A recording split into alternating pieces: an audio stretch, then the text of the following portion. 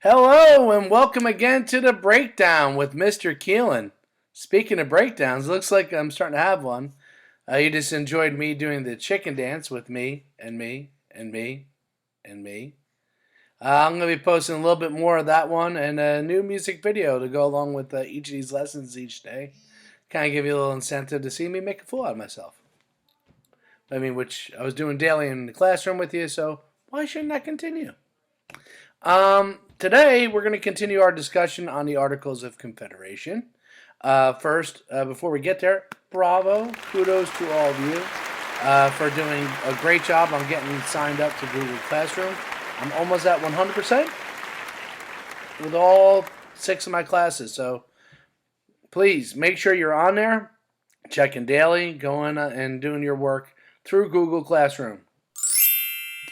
Next, today our objectives for this lesson is we're going to look at some of the negative economic consequences of the Articles of Confederation. Remember, we're talking about economics, we're talking about money, we're talking about the moolah, we're talking about the cha-ching.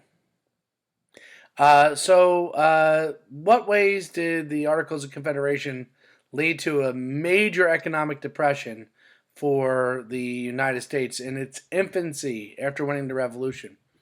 Also, we're going to look at some of the ways that the Articles of Confederation kind of set up the nation to kind of work against itself.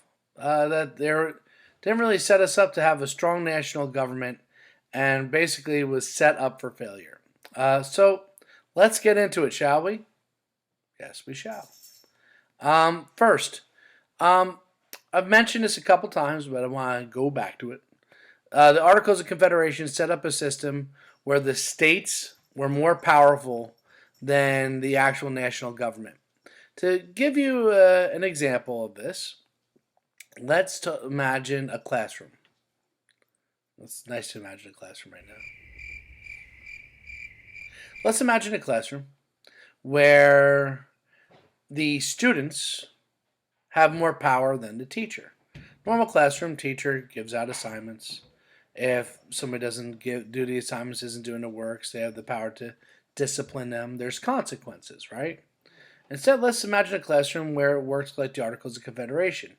The teacher can suggest work to do, can ask students to voluntarily do work, can ask the students to voluntarily contribute to the class, but in the end, if the students say, nah, I don't want to do any of the work, I don't even want to show up, and the teachers, in this case, is they're the Articles of Confederation, is like, okay, no problem. I was hoping you'd do that, really help out the class if you did, and help you out if you did, but if you don't do it, okie doke. Let's say some students start acting up, start getting into fights, all sorts of things. A lot of discipline problems. And teacher can say, hey, I'd like you to stop doing that, but if you decide not to, there's nothing I can do about it. Most likely you're going to have a class where no one's doing work and there's a lot of discipline problems. That's the world created by the Articles of Confederation. Going back to the picture that you see behind me, the Franklin's famous political cartoon. I know that was from the French and Indian War, but once again, it captures the idea. They had to figure out a way to work together or else this new country was going to die. So let's look at some of the problems. See a giant boulder of debt chasing this poor guy. It stinks for him. So we talked about debt with the French and Indian War a lot, that in order to win the French and Indian War, England had to borrow a lot of money. And in order to win the American Revolution, the U.S. government had to borrow a lot of money, namely from France and Spain. And we're going to see, I think my cat's going to probably be jumping in at some point. She's looking here. France, Spain, the Dutch all lent a lot of money to the U.S. to win the war. Well, the war's over. They want to get paid. And if you owe somebody a lot of money and you're not paying that person a lot of money, they're going to start getting pretty agitated and angry with you. They're going to stop trading. They may start threatening to get compensation for the money that you own by taking possession of lands that you have out in the western frontier, which France and Spain start to threaten to do, along with Old England getting involved in that as well. We'll get to that in the next lesson. So normally, if a government needs to pay off a debt, they have to raise taxes. They have to raise revenue. Well, the Articles of Confederation said that Congress can ask the states to pay an amount, but can't force them. So, states are like, oh, you want us to pay $1 million of taxes this year to help pay off the debt? Nah, bruh. Here's $1. That's what I'm going to volunteer to pay. You're lucky you're getting that because I don't have to give you anything. It's a rough situation. They can't raise any money from the states. And in the end, the pressure continues to grow because of debt. The interest for the debt goes up. The amount of money that they owe continues to go up daily. The pressure from the foreign countries and banks that they owe the money to continues to go up and up and up, and there's nothing they can do about it. Adding to this is, well, in order to raise the debt, they also have to repair the country. Remember, there was a war fought for 8 years inside the U.S.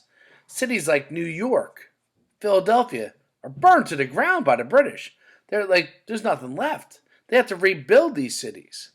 And most of the real damage takes place in the northern states and northern cities, and southern states. So why should I have to pay debt in order to help repair those places? Not my problem. So you can see the states aren't necessarily working together yet. They're not necessarily joining. And in a lot of ways, they're going to be dying. So it's a bad situation. And there's nothing the national government can do to force them to cooperate together. The economic problems get worse by the fact that the states all have the power to print their own currency. This means that the Confederation Congress prints money. It's pretty much worthless because it's competing against the 13 other states. And states like Virginia have a very valuable currency. States like New Jersey had a lot of damage during the war, probably don't have a great amount of currency. So this is going to make interstate commerce very difficult.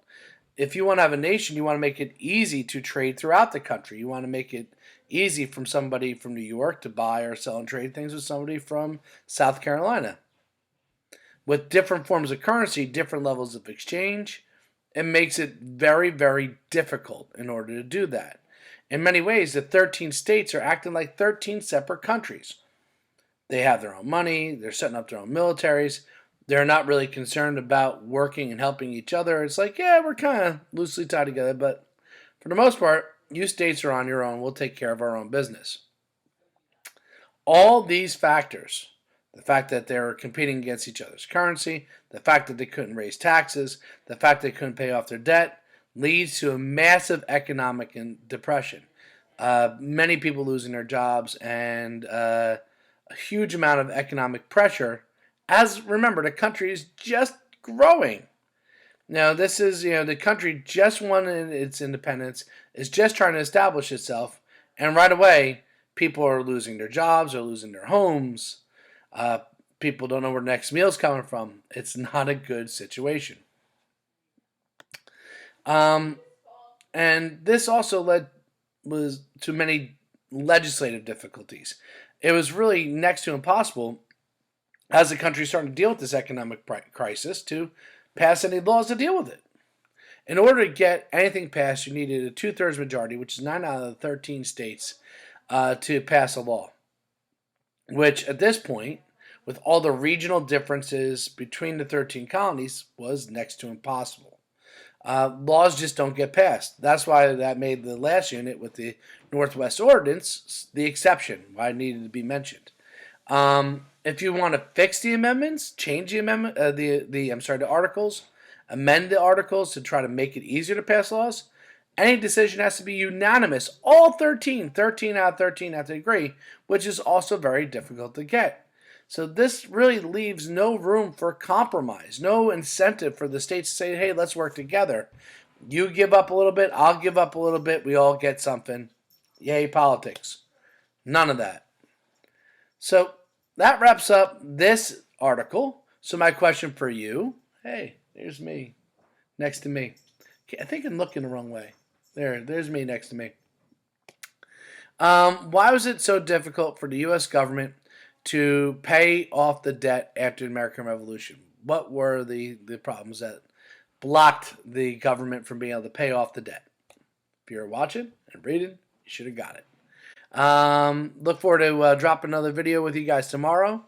You can see more Kilo chicken dancing, which is a lot of fun. Remember, I'm wearing a different house each day, so shout out to my Amistadians, all my friends from House Amistad. We're all in the same houses together. So, way to go. Have a great one. I'll talk to you on Friday. Thanks.